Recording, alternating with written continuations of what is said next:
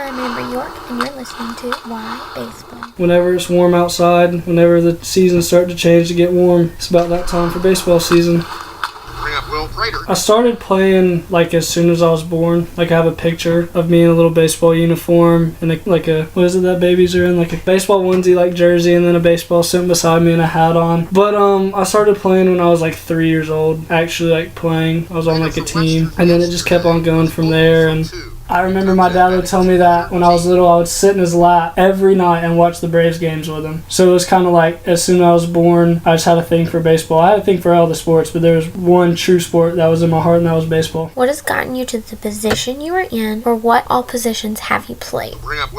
I have, in my career I've played pretty much everywhere except catcher. I haven't really played much first base. Actually, a funny story, I always have wanted to catch because it's like the coolest thing ever. I mean, you get to touch the ball every pitch. So, I mean, that's got to be fun, right? And it was travel ball and I was like 15 and we were beating this team pretty bad. And I was like, Coach, just let me catch, man. Please, just let me go in there for a half inning. He's like, all right, you can go catch. So I suited up. I remember the first pitch was in the dirt and I didn't block it up. I just kind of threw my glove at it. And then the second one was over my head. I didn't catch it. And then the third one was like right down the middle and I didn't catch it.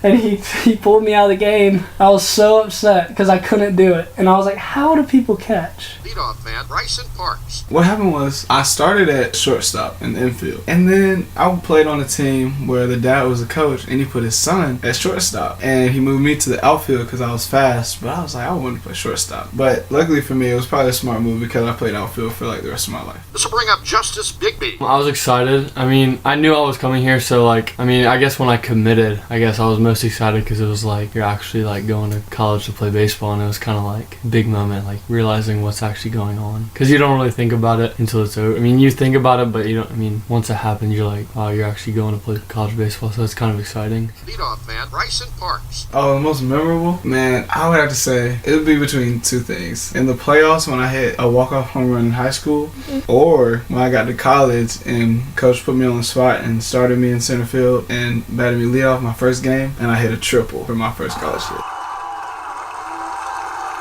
Being a college athlete doesn't mean you just have competition on the field. You also have to deal with competition within the classroom. You gotta have a 2.0 GPA.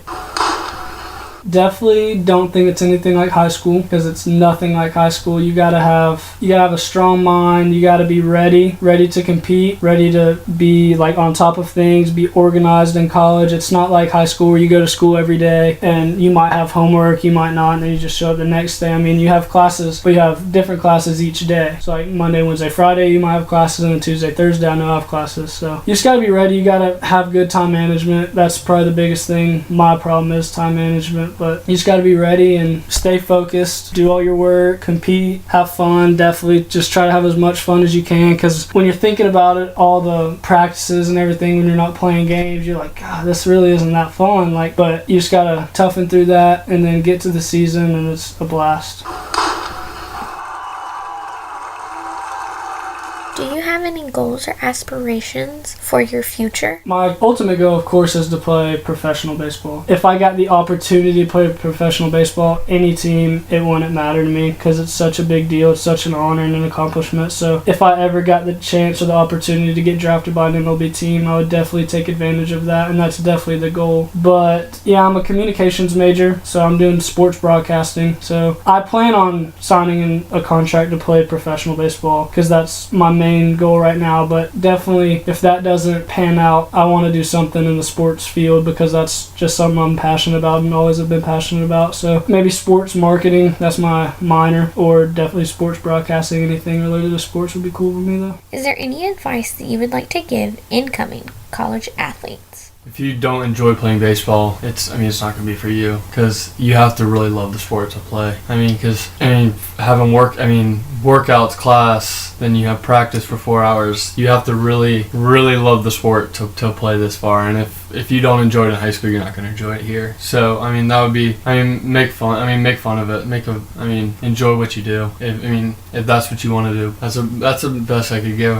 You're going to have to work really hard to be here. But, if that's what you enjoy to do, you'll love it, because that's all you do. And you play baseball and go to school. Baseball's the big key. I'm Amber York, and this is Why Baseball. Thank you very much for listening.